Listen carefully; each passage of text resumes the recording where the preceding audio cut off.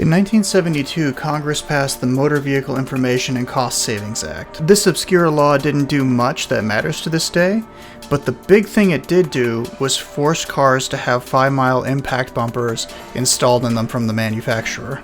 As a result, a lot of cars from this time period typically have really ugly bumpers crushing out the front or the back of them, disrupting the beautiful design of the cars from these decades. And now these cars are doomed to wander the earth, cursed with the face that meddling legislators forced upon it, instead of what the designers originally intended. In the case of the Porsche 944, this community has struggled for decades to try to solve this issue. If you were fortunate enough to buy a turbo model, then you were able to get your hands on a much more flush and well thought out design that for some reason Porsche never bothered to give to their lower, naturally aspirated variants of the car. For those of us with those naturally aspirated cars, we're stuck with this.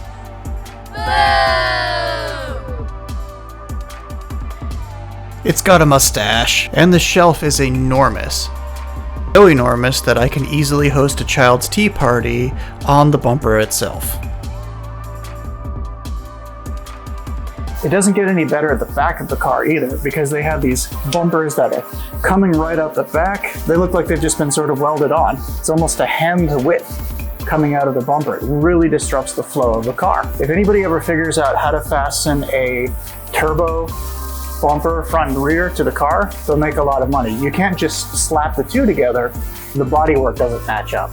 So it's not that simple. So that's it then. 944 NA owners are stuck with Mr. Mustache back here, and there's not a whole heck of a lot that we can do about it. Or is there? The folks only at Only944 have released a new product specifically designed to help address this issue. If you're unfamiliar with Only944, I would strongly suggest you give them a look. They're full of inexpensive fixes to known issues that haunt the 944 platform. I myself have purchased quite a few of their items, however, when you're in the middle of open heart surgery, the manicure can wait. Oh, it's just a pair of brackets. A bracket welded onto a piece of steel tube. But nobody else has done this. Let's see if this makes it any better. Installation is really straightforward. Remove 4 bolts, pull out the strut, and then install the new bracket before reinstalling the bumper itself.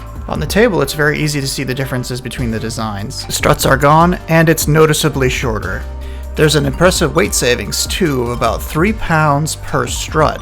So, if you're looking to really lighten up your car, this might be a good choice as well. And there we have it.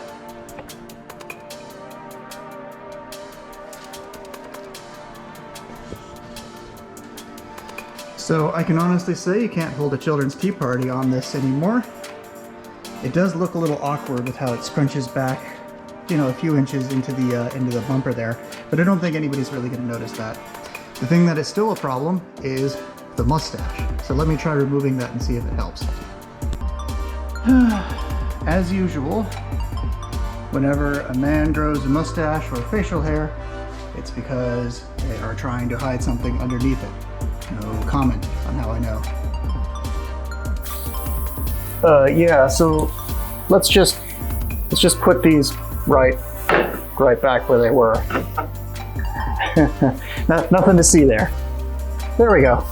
So much better with those back on. Now, there is another way that you can do this without buying this kit from Only944, and that is to take the, actually don't know if I can show this on YouTube, but that is to take the strut that has all of the hydraulic fluid in it that's supposed to absorb the impact, and to cut it and squeeze it in a device to drain all the hydraulic fluid out of it. That'll make it so that way you can actually compress the bumper.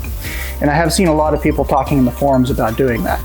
But with the weight savings that you would gain with this kit, and the fact that intentionally compromising your safety system is probably ill-advised, I don't think that's the route I would ever want to go. That raises a very important question. Should you actually be taking a safety system out of your car and replacing it with a pair of metal brackets that have been welded together, as opposed to doing something that's been tested by the US government through safety crash tests, you know, even if it was 40 years ago?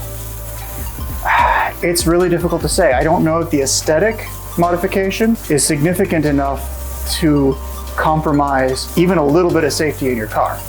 Of course, these were made back in a country called West Germany, which doesn't exist anymore.